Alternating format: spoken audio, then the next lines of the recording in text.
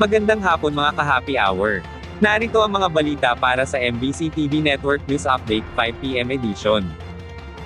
17% tariff ng US sa Pilipinas, 0.1% lang ang magiging epekto sa GDP ng Pilipinas sa susunod na taon. Bagamat may epekto pa din ang dagdag na 17% tariff na pinataw ng Amerika sa bansa, sinabi ni Special Assistant to the President on Investment and Economic Affairs Secretary Frederick Go na maituturing na minimal lamang ito. Sa briefing sa Malacanang, sinabi ni Go na hindi naman maitatanging anumang dagdag taripa ay sadyang may epekto pa din. Batay ani sa pagtaya ng NEDA, ay katiting lang na 0.1% ang epekto nito sa GDP ng Pilipinas sa susunod na 2 taon. Dapat ani ang isipin na isa lamang sa maraming export country ng Pilipinas ang Amerika, kaya kung magsara ang isang market, may iba pa namang market na maaaring magbukas. Ganun pa man, maituturing pa din ani Go na advantageous bagamat may dagdag taripa, gayong ikalawa ang Pilipinas sa may pinakamababang taripa na pinatawan ng US. Based on the NEDA estimates, posibleng may effect po ito ng 0.1% sa ating GDP in the next 2 years.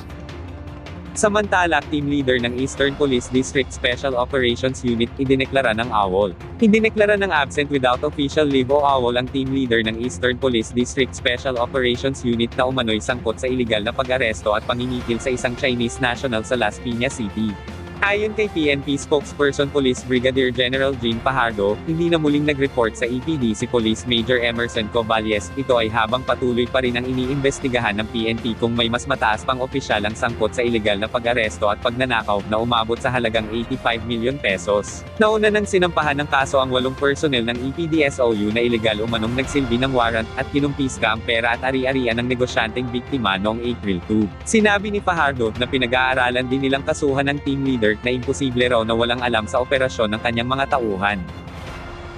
At sa ating Metro Manila ngayon, NLEX handa na sa malaking volume ng mga sasakyan ngayong Semana Santa. Tiniyak ng pamunuan ng North Luzon Expressway na handa na ito para sa buhos ng mga motoristang biyahe ngayong Semana Santa. Ayon sa MPTC, karagdagang 1,500 na mga tauhan ang ipapakalat sa kahabaan ng NLEX SC-TEX para sa pinalawal na patrol visibility at toll plaza assistance. Kabilang sa ide-deploy ang karagdagang traffic at toll operations personnel kabilang ang security at incident response teams. Ito ay upang masiguro na matutugunan ang inaasahang mas malaking traffic volume mula ngayong weekend hanggang sa April 21. Ating alamin ang mga latest update mamayang alas 5:30 ng hapon sa programang Metro Manila Ngayon, Afternoon Edition. At yan ang mga balita para sa MBC TV Network News Update 5 PM edition.